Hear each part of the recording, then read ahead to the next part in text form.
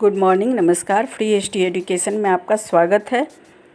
आज हम बहरम शाह के बारे में जानेंगे। बहरम शाह का पूरा नाम मोइनुद्दीन बहरम शाह था।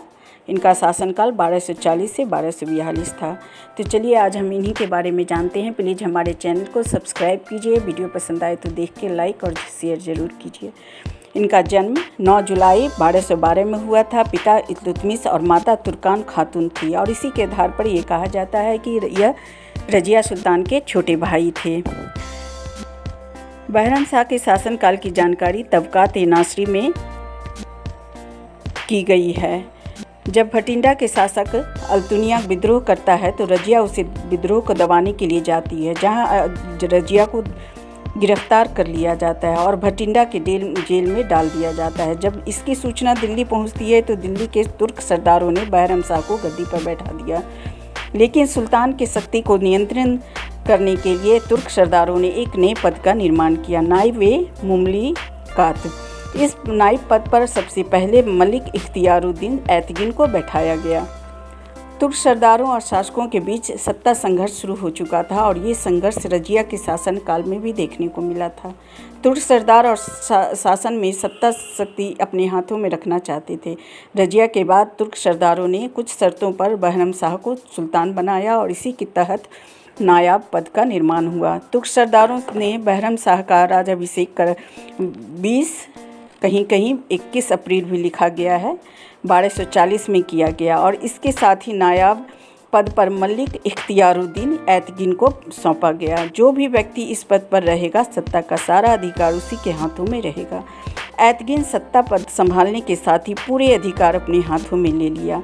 अपनी स्थिति को मजबूत करने के लिए उसने इल्तुतमिश की बेटी और बहरम शाह की बहन, जो तलाकशुदा थी, उससे शादी का प्रस्ताव रखा। बहरम शाह ने अपनी बहन का निकाह ऐतगिन से कर दिया। अब ऐतगिन तुर्क सरदारों का नेता था और अपने को बहरम शाह से अधिक शक्तिशाली मानने लगा। धीरे धीरे ऐतगिन अपना अधिकार क्षेत्र बढ़ा लिया था। बहरम शाह ऐतगिन के महत्वाकांक्षा को समझने लगा। ऐतगिन अपने दरवाजे पर हाथी रखने लगा और उस समय यह हाथी रखने का अधिकार केवल सुल्तान को रहता था।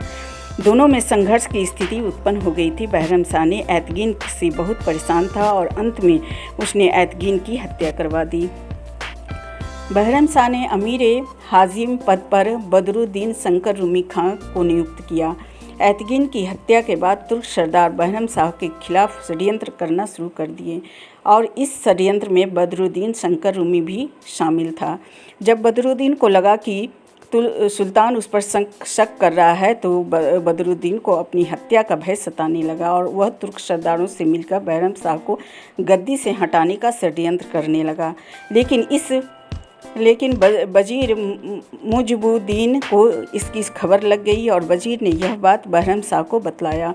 लेकिन बहरम शाह तुर्क सरदारों के भय से उसे सज़ा नहीं दिया और उसे दिल्ली से हटाकर बदायूं का गवर्नर नियुक्त कर दिया। 4 महीने बाद बदरुद्दीन फिर से दिल्ली वापस आ गया। बहरम शाह इससे नाराज़ हो गया और बदरुद्दीन को कैद कर कालकोठरी में डाल दिया गया। बाद में उसकी हत्या कर दी गई। इससे तुर्क सरदारों को अपनी सुरक्षा का भय सताने लगा। वे बहरम शाह को गद्दी से हटाने का योजना बनाने लगे। संयोगवश 1241 में मंगोल का आक्रमण हुआ। अब लाहौर में जमकर लूटपाट की गई। यह देखकर बहरम शाह अपने वजीर तुर्क सरदारों को सेना के साथ भेज देते हैं। वजीर महाजुद्दीन ने कुछ तुर्क सरदारों की हत्या कर दिया। दिल्ली के अन्य तुर्क सरदारों को लगा कि बहरम शाह ने यह हत्या करवाया है और इसलिए तुर्क सरदारों ने 15 मई 1242 में बहरम शाह की हत्या कर दिया।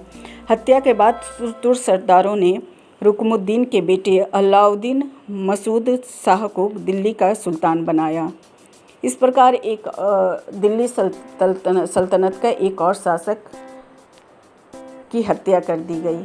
प्लीज़ हमारे चैनल को सब्सक्राइब कीजिए। वीडियो देख के पसंद आए तो लाइक और शेयर ज़रूर कीजिए। थैंक्स।